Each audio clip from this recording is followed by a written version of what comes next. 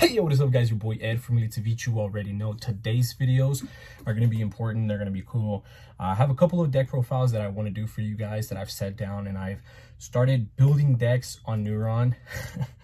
And I just don't have some of these cards on me physically. So what I'm going to do is that I'm going to post these videos out for you guys now and then show you guys the combos and, like, you know, the lines of play later on with my test hands and a couple of videos later on once I get these cards physically in.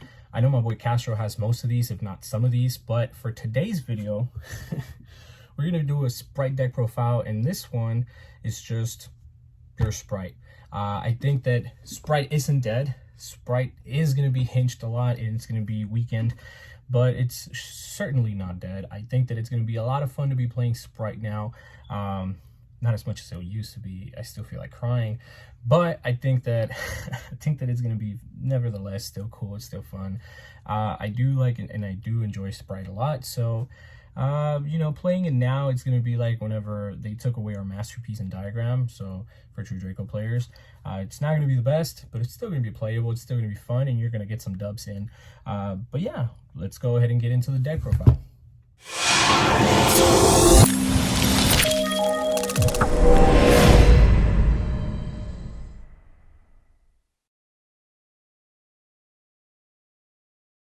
Alright guys, so starting off with the first couple of monsters, of course, I think that I was already on this trend for a while, and I think that I really enjoyed when I played Cyber Gadget a lot. I think that more people should have played it before because it just really helped you out a lot and it really got you through your combo. I think Cyber Gadget is really good. If there is already a level 2 monster in the graveyard, when you normal summon him, you can normal summon, use the effect to special summon a level 2 monster from your graveyard, but negates effects. I think that's fine. It almost never came up for me when I did play it, because when I played it like the most, it was probably that card that I wanted to normal summon but not use the effect because I was playing Brave. I think that it's fine if you play it. I think it's a really good card. It definitely is a one card combo, and we can talk a little bit more about combos after on. But Cyber's Gadget is a 3 of, and we're gonna go ahead and continue with the rest of the monsters. We're gonna come back to Cyber's Gadget though. Starting off, of course, 3 blues. We did not just get these 3 blues in the OTS for nothing. We are gonna use these blues till they're gone, until Konami says, man, you know what, blue at 1. Then even then I might still consider playing it. But I think that I just really like the Spright engine a lot. I really like the deck. I like it so much. I got my Spright deck to be all French, and it was something that I was very proud of. Very disappointed now with Elf being gone, but the whole engine itself within the decks are still good. They're good to link climb. They're good to disrupt your opponent's boards. It's still a good deck. Continuing on, besides the 3 blues, you do have to play the 3 Jets. Jet now has to be a card that just gives you more advantage. It has to be. If there is no ifs or buts, it just has to give you more advantage, because if you mess up, it's not going to be good, and it's you're going to suffer. You're going to have to be really smart on how you play. You're not always going to be able to just go for smashers for fun, or because like, oh yeah, I can grab a smashers. No, I mean, like, smashers has to be that card that you draw into now, or if you had the ability to get the double jet, then that's fine. But yeah, I think you're gonna have to be smarter on how you use your jet most of the time. Continuing off, of course, I'm still playing the 1 red and 1 carrot. I don't feel like upping these cards just yet, and it is a 44 card engine. I mean, 44 card deck, main deck already. But just 1 and 1 is more than fair. If you're gonna, now the thing is that you're not gonna just be able to go, oh, you know, revive red on my opponent's turn so I can reuse red. Like, yeah, you're gonna have to struggle more. You're gonna have to use you're gonna have to be a lot smarter. You're gonna have to use your plays better. It's just the deck is gonna be more demanding, and for people who don't really know how to play the deck well or mess up while playing this deck, they're definitely gonna suffer. Continuing on, I'm playing the 1 Hypera. I finally started playing the 1 Hypera. I had never played it before. Was just not a fan of it, but I feel like the effect to draw would be a lot more beneficial now. It wasn't something that I really enjoyed doing before. Like, yeah, I like drawing just like everybody else, but I just feel like it was more of a resource thing where, like, I'd had to keep other cards in hand or other cards being recycled. With Elf, just like toad on toad, toad on toad on toad on toad, you know what I'm saying? That was just more beneficial for me, and the drawing was just like a plus. Continuing on, of course, I am playing 3 swap frogs, but I'm also playing 3 angler and 3 beaver. I like the swap frog thing because swap frog and angler are like full combo. I think that if you're able to get your Marinsis out, 2 beavers, or, you know, 2 waters are going to allow you to get that toad combo still through, and it's going to allow you to get your toad totally awesome out on the field, and that's something that is going to be very, very beneficial for most of us. So 3 swaps, 3 nimbles beavers, and then 3 nimble anglers are going to be the way to go for me. I also really like I really just like the ability to be able to get all of these resources off of angler. I'm actually considering to play nimble fish now, the sunfish, and it's not because of how YuGiOh was playing it, and that's not what I'm looking for right now. What I'm really looking forward to is being able to use the sunfish to just help me continue link climbing, continue getting more resources on the field, because if I keep anglering, if I keep using angler over and over and over, I just keep having that special summon. And there being 6 monsters now instead of just 3 beavers, it could be 3 fish, 3 beaver. I can go angler 1, angler 2, and angler 3, assuming that I didn't open any of them, or assuming that I opened 1, I discarded 1, I sent 1 from deck, whatever the reason is, right? Continuing on though, from here, I am playing 3 Fenrir. I think that Fenrir is going to be coming in clutch a lot for us in the upcoming meta, that everybody's going to be playing Kashtira. So, can't beat them, join them. I think that we can beat them, and I do have a really good match against them. I don't necessarily believe that I struggle playing against Kashtira, but it is definitely an experience. It's something that is really hard. I'm only playing the 1 Zeus, so for me, I think that Kashtira Fenrir is going to have to put in that work. It's definitely going to have to put in work. Continuing on, I am playing Ibli. I think that Ibli is a really good, it's a really good card to play when you're going first game 1, because some people don't expect it, and if they necessarily don't have an out, it's going to catch you at a curve. It's really going to catch you at a curve, and you're going to be able to get that win.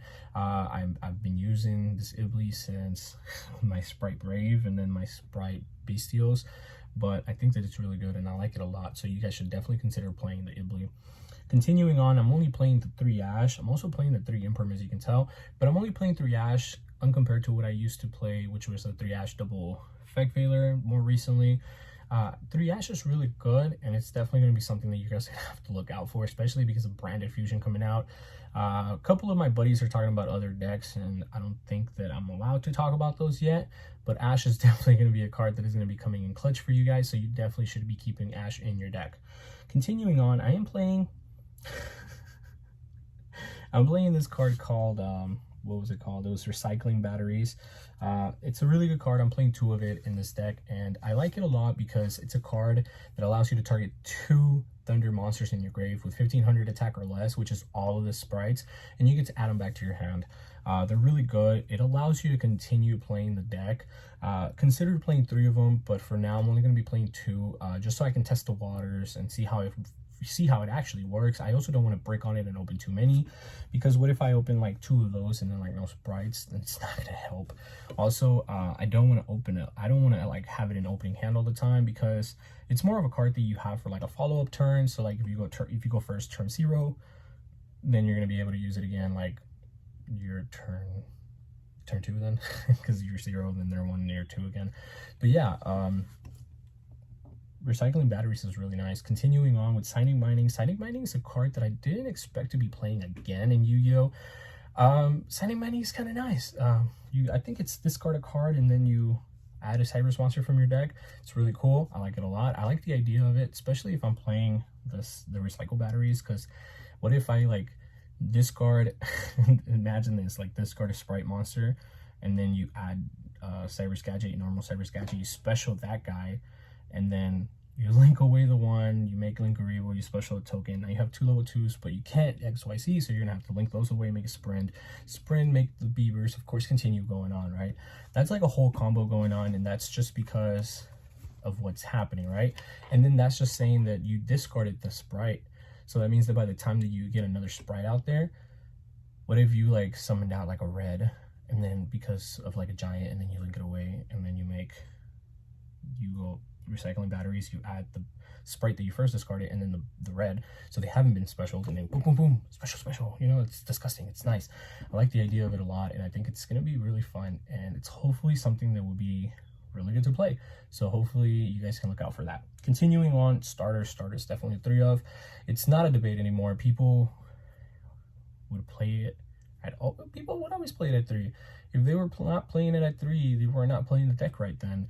But now you have to play at 3, so it's not a debate anymore. Continuing on, the 1 smashers, of course. You got to be smart with the smashers. It's either you draw it or you draw it. I wouldn't necessarily search it because I feel like starter would just help you out so much more. Continuing on with the 3 Pot of Prosperities. I think Pot of Prosperity is really, really nice, especially in this deck where I feel like the deck is just so loose. Like there's just so much space. You can literally play whatever you want in the extra deck, and it would be nice. It's more of like your play style. So here in this deck, I'm more of anything kind of like link climbing and trying to get to like a bigger monster than anything else. 1 giant and 1 access code is game. If you don't have if you have an open field, but yeah. Call by the Grave, of course, and then the 3 imperms that I already talked about. That's the main deck. Let's go ahead and continue to the extra deck. Before we continue with today's video, don't forget to go check out my sponsors from Dank Rituals. They have some of the coolest playmats, deck boxes, oversleeves, even dice. They just came out with their brand new travel bag, and it is beautiful. I love it, and you guys will definitely love it yourselves. Make sure you guys click the link down in the description to go check them out. Alright guys, continuing on to the extra deck, of course. So the first things first, we're going to talk about the XYC. So the ranks right here, we got Totally Awesome. I think Totally Awesome is a given if I'm playing swap. If I were to cut off swap, I don't find the reason to play Totally, but I don't know if it would make the deck like a really big difference. I think that if you're able to make swap in the combo, you make swap. If not, you kind of go for something different. I think Pit Knight and IP Masquerena works well because you Pit Knight, you negate something, and then you IP, and then you make Avermax, and then you just kind of stop your opponent if they can't get over Avermax. Continuing on, the 2 giants. Giants are still really good. Allow you to kind of just go for like that full board, full combo kind of thing, and it's really nice to definitely get one of those off now. Continuing, we have Degen, so number 65. That's 1 card that I need to buy and I need to pick up, but you know what? It's a good card. Continuing with the Mosquito. I think Mosquito's still pretty good. It's also going to help us because it's going to allow us to be able to make some damage and then Suze afterwards if we are able to, and if we didn't starter. But yeah, and then Suze following right after that. Lingarebo for the full combo. 1 Sprint. I was playing 2 more recently because I kind of wanted to try something different and something new out. But for this build, post Photon Hypernova, post February 23 Banlist, you're only going to play 1. Masquerena, of course, because Masquerena is going to allow you to make Avermax, and Avermax is kind of hard to get over right now. Continuing on with Pit Knight, and then we have, of course, the 2 new add-ons to this deck. So we have the Marince's Coral. Marince's Coral, kind of nice. It requires 2 waters though, so that means you're gonna have to do it with it's kind of sad, but you're gonna have to do it with your Nimble Beavers or anything like that, and you're gonna have to be really smart on how you use it. Continuing on, you have Bujin. I don't know exactly how I feel about this card. I think it's good. I think it's fine, but I don't think it's $20 to $25 worth. This was a 50-cent card more recently. Elf gets banned, and then this card becomes $20. I don't think it should be taking the spot of Elf. Elf was like 18 to 20 bucks. 18 to $20 is a lot of money, and then this card surpasses Elf. Like, I don't get that. I don't understand that. And yeah, it might be the card to play now, but it's definitely not as worth as Elf. So I don't understand why people are paying 20 plus bucks for this card. If anything, go find it in your friend's bulk and tell them it's still 50 cents. Joking. Continuing on, of course, you have Nightmare Unicorn. Unicorn pretty good for the bounce. If your opponent needs to normal summon, you get rid of it. Continuing on, Access Code Talker. Access Code Talker is pretty good. It helps you clear boards. It helps you to get through things. And then, of course, Avermax. Avermax is a really good card. That's my deck. I think it's really good. Alright guys, before we continue with today's video, I wanted to make sure that you guys knew about my newest giveaway, which is for this BLS Funko Pop. I am very excited to announce that at 2,900 subscribers, I will be giving away this pop. There is a video already up on my channel. The link will be down in the description. Make sure you guys go comment, I want the BLS pop. I want the BLS in order for you guys to be able to enter this giveaway. Thank you. This is definitely a really good post Hypernova, post February 23 ban list. It makes me really happy to continue to be able to play in Spright. I hope a lot of you guys are still very hopeful for the future of Spright. I don't necessarily know if it's going to be a top 5 deck, but I do think that it's going to be still one of the top more rogue decks, and it's going to do well. I think the rogue decks are always a lot more fun to play over like top meta decks. That's just my personal opinion about it. I really enjoyed this. I hope you guys enjoyed this. This is your boy Ed from LinkTree. You already know. Don't forget to like, comment, share, and subscribe. Please turn on the bell notification. I'm going to try to be posting. I'm going to try to post a lot more often than what I were. I was already posting once a day, but I'm going to try to post a little bit more now because I have so much content that I have from past this past meta, and before the new Banlist drop, I need to have like all of those videos posted. It was a couple of matches, a couple of deck profiles and things like that that I had out for you guys. So hopefully you guys can help me and hit the like button on those videos. But thank you guys. See you guys on the next video. Thank you for making it to the end of the video. Don't forget that I have a Facebook group called YuGiOh Elite Savij. If you guys want to join us, all you got to do is just click the link down in the description. Please don't forget to like, comment, share, and subscribe to join our Elite Savij family. And I'll see you guys on the next video.